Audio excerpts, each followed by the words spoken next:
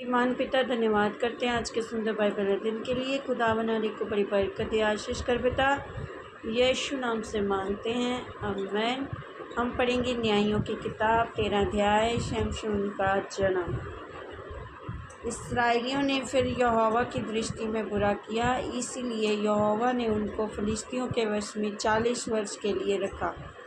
दानियों के कुल का सोरावासी मानोह नामक एक पुरुष था, जिसकी पत्नी के बांझ होने के कारण कोई पुत्र न था। इस स्त्री को यहोवा के दूत ने दर्शन देकर कहा, सुन, बांझ होने के कारण तेरे बच्चा नहीं, परंतु अब तू गर्भवती होगी और तेरा बेटा होगा।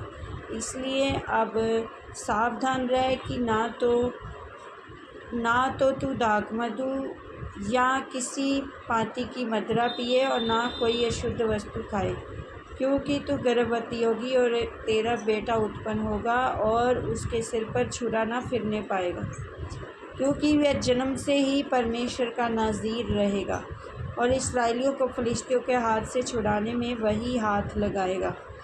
उस स्त्री ने अपने पति के पास जाकर कहा, परमेश्वर का एक जन मेरे पास आया था, जिसका रूप परमेश्वर के दूत का सा अति भय योग्य था, और मैंने उससे ना पूछा कि तू कहाँ का है, और ना उसने मुझे बताया, ना उसने अपना नाम बताया, परंतु उसने मुझसे कहा, सुन, तू गर्भवती होगी और तेरे एक बेटा होगा। इसलिए अब तो ना तू दाखमधु या किसी और बाती की मदिरा पीना, ना कोई अशुद्ध वस्तु खाना, क्योंकि वह लड़का जन्म से मरण के दिन तक परमेश्वर का नाज़ीर रहेगा।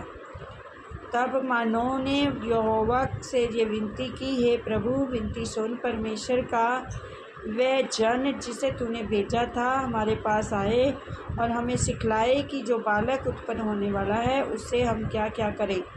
मानोह की ये बात परमेश्वर ने सुन ली, इसलिए जब वह स्त्री मैदान में बैठी थी और उसका पति मानोह उसके संग ना था, तब परमेश्वर का वही दूत उसके पास आया। तब उस स्त्री ने झट दौड़कर उसे अपने पति को ये समाचार दिया, जो पुरुष उस दिन मेरे पास आया था उसी ने मुझे दर्शन दिया है। ये सुनते मानोह उठकर अपनी पत्नी के पीछे चला और उस पुरुष के पास आकर पूछा, क्या तू वही पुरुष है जिसने इस स्त्री से बातें की थी? उसने कहा, मैं वही हूँ। मानोह ने कहा, जब तेरे वचन पूरे हो जाएं तो उस बालक का कैसा ढंग और उसका क्या काम होगा। यहोवा के दूत ने मानोह से कहा, जितनी वस्तुओं की चर्चा मैंने इस स्त्री से की थी उन सब से वह परे रहे, और ये कोई वस्तु जो दाखलता से उत्पन्न होती है ना खाए, ना दाखमधु या किसी भांति की मदिरा पिए, ना कोई अशुद्ध वस्तु खाए। जो आज्ञा मैंने इसको दी थी उसी को ये माने। मानोह ने यहोवा के दूत से कहा, हम तुझको रोक लें कि तेरे लिए बकरी का एक बच्चा पकाकर तैयार करें। यहोवा के दूत ने मानोह से कहा, चाहे तो मुझे रोक रखे, परंतु मैं तेरे भोजन में से कुछ न खाऊंगा, और यदि तू होमबलि करना चाहे तो यहोवा ही के लिए होमबलि कर। मानोह तो ना जानता था कि ये यहोवा का दूत है। मानोह ने यहोवा के दूत से कहा, अपना नाम बता, इसलिए कि जब तेरी बातें पूरी हों तब हम तेरा आदरमान कर सकें। यहोवा के दूत ने उससे कहा, मेरा नाम तो अद्भुत है, इसलिए तू उसे क्यों पूछता है? तब मानोह ने अन्नबलि समेत बकरी का एक बच्चा लेकर चट्टान पर यहोवा के लिए चढ़ाया। तब उस दूत ने मानोह और उसकी पत्नी के देखते एक अद्भुत काम किया, अर्थात जब लो उस वेदी पर से प्रकाश की ओर उठ रही थी, तब यहोवा का दूत वेदी की लौ में होकर मानोह और उसकी पत्नी के देखते देखते चढ़ गया। तब वे भूमि पर मुंह के बल गिरे, परंतु यहोवा के दूत ने मानोह और उसकी पत्नी को फिर कभी दर्शन न दिया। तब मानोह ने जान लिया कि ये यहोवा का दूत था। तब मानोह ने अपनी पत्नी से कहा, हम निश्चय मर जाएंगे, क्योंकि हमने परमेश्वर का दर्शन पाया है।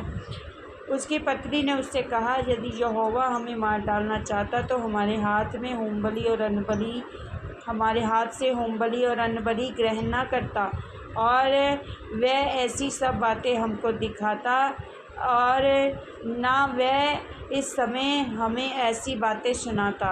और उस स्त्री के एक बेटा उत्पन्न हुआ और उसने उसका नाम शमशोन रखा। और वह बालक बढ़ता गया और यहोवा उसको आशीष देता रहा।